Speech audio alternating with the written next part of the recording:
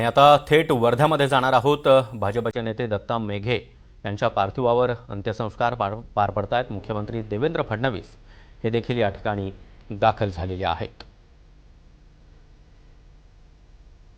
मुख्यमंत्री देवेंद्र फडणवीस त्याचबरोबर केंद्रीय मंत्री नितीन गडकरी हे देखील वर्ध्यामध्ये पोहोचलेले आहेत।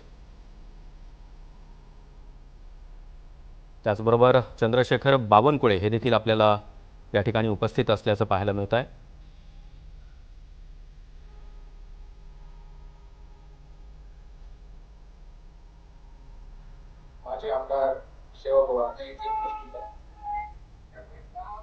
माजी मंत्री आणि ज्येष्ठ नेते दत्ता मेघे यांचं हृदयविकाराच्या धक्क्याने निधन झालं। ते हिंगणा मतदारसंघाचे आमदार समीर मेघे यांचे वडील होते। वयाच्या 89व्या वर्षी त्यांनी अखेरचा श्वास घेतला। दत्ता मेघे हे काँग्रेसचं सरकार असताना नागपूरचं पालकमंत्री पद देखील त्यांनी भूषवलंय।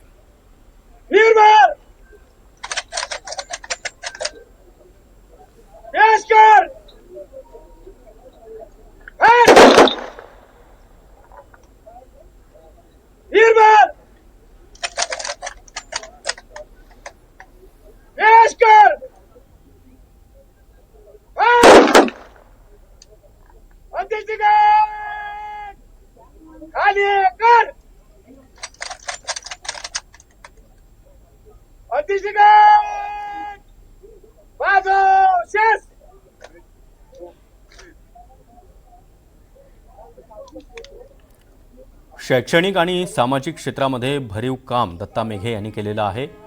हिंगणा विधानसभा मतदारसंघातील भाजपचे आमदार समीर मेघे यांचे ते वडील। दत्ता मेघे यांच्या निधनामुळे विदर्भासह राज्याच्या राजकीय त्याचबरोबर शैक्षणिक आणि सामाजिक क्षेत्रात मोठी पोकळी निर्माण झाली आहे। मेघे यांचा जन्म 11 नोव्हेंबर 1936 मध्ये वर्धा जिल्ह्यातल्या पवनार इथं झाला होता। आपल्या दीर्घ राजकीय कारकिर्दीमध्ये काँग्रेस, राष्ट्रवादी काँग्रेस त्याचबरोबर भाजपमध्ये त्यांनी काम केलंय। 4 वेळा ते लोकसभेमध्ये खासदार म्हणून निवडून गेले। नागपूर, रामटेक आणि वर्धा या मतदारसंघाचं त्यांनी नेतृत्व केलं होतं। विदर्भातील 3 मतदारसंघातून खासदार म्हणून निवडून येणारे ते विदर्भातील एकमेव नेते ठरले आहेत। राज्यसभेत देखील सदस्य म्हणून त्यांनी उल्लेखनीय काम केलेलं आहे। आणि आता मुख्यमंत्री देवेंद्र फडणवीस त्याचबरोबर केंद्रीय मंत्री नितीन गडकरी, मंत्री चंद्रशेखर बावनकुळे यांच्यासह भाजपचे त्याचबरोबर काँग्रेसचे अनेक नेते दत्ता मेघे यांना अखेरचा निरोप देण्यासाठी वर्ध्यामध्ये दाखल झाले आहेत।